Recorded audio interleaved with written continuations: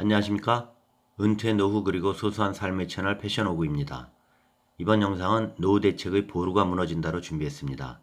셀러리맨 자영업자 모두 해당되니 끝까지 시청 바랍니다. 우리나라는 세계에서 가장 빠른 유례를 찾기 힘들 정도로 급속히 고령화가 진행되고 있습니다. 100세 시대라고 하니 온전히 살아가려면 자산을 연금화해서 오랫동안 쓰는 방법밖에 없습니다. 즉, 내 자산의 수명도 나이에 맞게 길게 늘려야 하는데요. 그래서 퇴직연금을 활용하는 개인이 늘고 있는 것도 바로 이 때문이겠죠. 하지만 아직도 여전히 그 활용도는 낮은 수준입니다. 미국은 우리의 퇴직연금제에 해당하는 80년 초반 시행된 401K가 있습니다. 이 401K의 경우 주식형 펀드 등 주식 비중이 70%인데 미국 주시장은 401K 시행과 더불어 지금까지 지속 상승함으로써 연금 자산이 100만 달러, 우리 돈 11, 2억이 넘는 급여 생활자들에게 연금 부자들이 쏟아져 나오고 있습니다. 우리와 너무 비교되죠? 노후 연금 자산이 10억만 된다면 아주 든든하겠는데 너무 부럽네요. 자, 슬픈 현실의 우리나라. 여러분이 노후를 책임질 퇴직연금. 그래도 이 퇴직금이 노후 대책의 한 보루인데 최근 퇴직연금 DC형과 개인형 퇴직연금 IRP의 중도 인출이 급격히 늘어나고 있는 점. 이 보루가 현재 무너지고 있는 현실을 이야기합니다. 최근 정부가 대출 규제를 강화해서 주택자금을 조달할 방법이 사라지니 퇴직연금 가입자는 중도 인출로 눈을 돌리고 있는 것입니다. 정부의 가계부채 총량 관리에 따라서 시중은행이 주택담보대출 한도를 줄인 데 이어 전세대출 자금까지 옥죄기 시작했고 거의 모든 금융기관이 대출을 막고 나서면서 주택가입자를 막다른 골목길로 몰아붙이고 있습니다. 전셋집을 새로 구해야 하는 세입자도 최근 몇 년 동안 전셋값이 급등한 것도 심각한데 대출한도 제한으로 보증금을 마련할 방법을 찾기 힘들어졌습니다. 특히 이런 규제는 자금 여력이 부족한 실수요자의 피해로 이어질 수밖에 없게 됩니다. 그러니 이들이 노후 보루인 퇴직연금 중도 인출을 활용하지 않을 수밖에 없게 된 것입니다. 또 같은 맥락이지만 최근 주택가격이 급격한 상승을 하게 된 것도 원인이겠죠. 세계에서 가장 높은 주택 상승률을 기록하고 있죠. 따라서 퇴직연금을 중도 인출해서 주택 구입 자금원으로 활용하고 있는 것입니다. 영끌이라는 용어가 이제 평범하게 들리니 중도 인출 자체를 부정적으로 보지는 않습니다. 정부의 말 믿고 주택 구입 안 하신 분들 많죠. 땅 치고 후회하는 분들 많으시니까요. 그렇게 중도 인출해서 하겠다는데 내 퇴직급여를 활용하겠다는데 웬 말이냐 하고 반발을 살 수는 있습니다. 그래도 퇴직금은 향후 자금의 사용 목적이 노후 준비용 자금이 되어야 한다고 생각합니다. 그런데 현재의 안타까운 것은 노후 자금인 퇴직 적립금을 주택 구입 자금으로 써버릴 경우에 노후의 경제적인 자유, 안정이 물 건너갈 수 있다는 것이 사실입니다.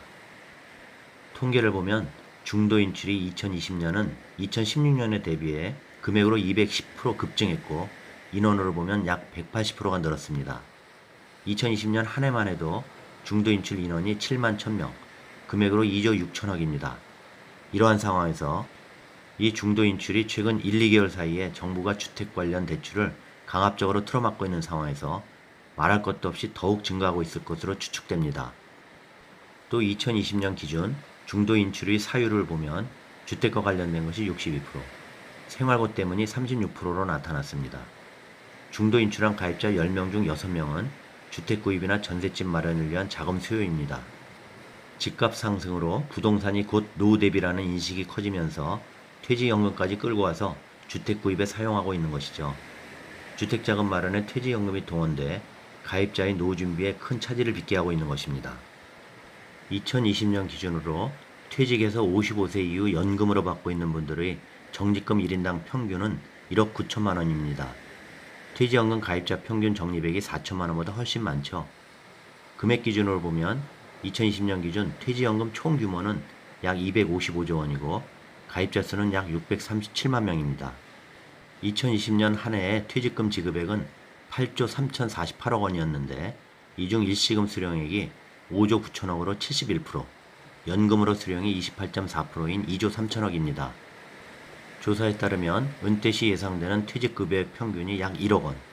그런데 현재 1억 원 이하의 비율이 77%이고 1에서 2억 원이 15.5%, 2억 원 초과는 7.5%입니다. 자, 여러분, 예상되는 평균 퇴직금 약 1억 원을 55세 은퇴 이후에 30년 동안 사용한다면 월 30만 원을 노후 생활비로 사용할 수 있습니다. 또 퇴직 후에는 개인형 퇴직연금 IRP를 잘 투자한다면 월 50에서 60만 원의 월 현금 흐름을 마련할 수 있겠죠. 보루가 될 수 있는 금액입니다. 물론 최후의 보루는 국민연금이겠지만요.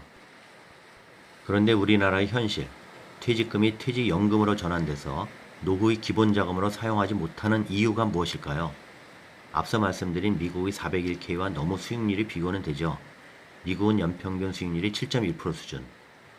퇴직연금 가입 기간 동안 저조한 수익률로 적립금을 키우지 못한다는 것이 우선적인 이유는 됩니다. 2018에서 20년까지 3년 동안 평균 수익률은 1.95%밖에 되지 않습니다.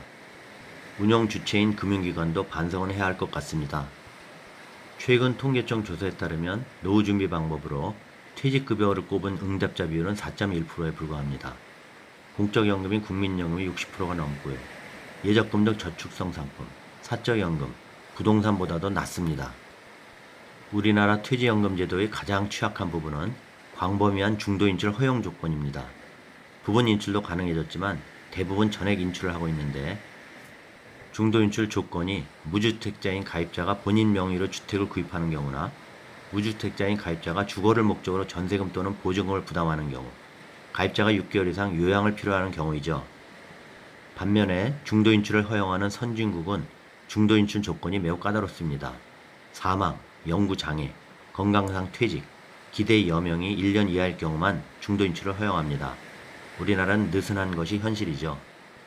자, 그런데 중요한 것은 중도 인출을 한번 하게 되면 현실적으로 그동안 쌓았던 적립금액이 회복되기 어렵다는 점입니다. 향후에 자금의 여유가 생겨 중도해지했던 금액을 다시 넣고 싶어도 환입할 장치가 없다는 것이죠. 퇴직연금 적립액을 높이기 위해 중도 인출은 가급적 자제해야 퇴직연금으로 전환하여 노후재원으로 충당할 수 있는데 말입니다. 우리가 대출을 받으면 담보대출은 기간을 정하고 상환할 의무가 존재하죠. 그런데 퇴직연금은 중도 인출하면 환입할 의무가 없어요. 이것이 문제입니다. 대출처럼 퇴직금 중도 인출한 금액을 향후 여유가 될 때 다시 되돌려 놓을 수 있는 중도 인출금 환입 제도를 만드는 것은 어떨까 생각해 봅니다. 사유로 인해서 전액 인출한 금액을 향후에 다시 불입할 수 있는 숨통을 터줘야 최후의 보루, 연금으로서의 역할을 할 수 있을 텐데 말입니다. 국민연금에 의존하는 비율이 60%가 넘는데 국민연금 평균 수령액은 60만 원입니다. 이 국민연금 가지고는 노후 기본 생활 금액밖에 되지 않는 것이 현실이기 때문입니다. 그래서 차후 보루인 퇴직연금이 필요한 것이죠. 다시 강조하지만 중도 인출은 퇴직 적립금을 늘릴 기회를 상실하는 결과를 낳게 됩니다. 그래서 길어지는 노후를 암담하게 하는 것이죠. 중도 인출을 해야 하는 것은 물론 어쩔 수 없지만 다시 환입할 장치가 없기에 안정된 노후를 위해 다시 한번 생각해 보시길 바랍니다. 자, 여기까지입니다. 도움되셨으면 구독, 좋아요 부탁드립니다. 다음 영상까지 안녕히 계십시오.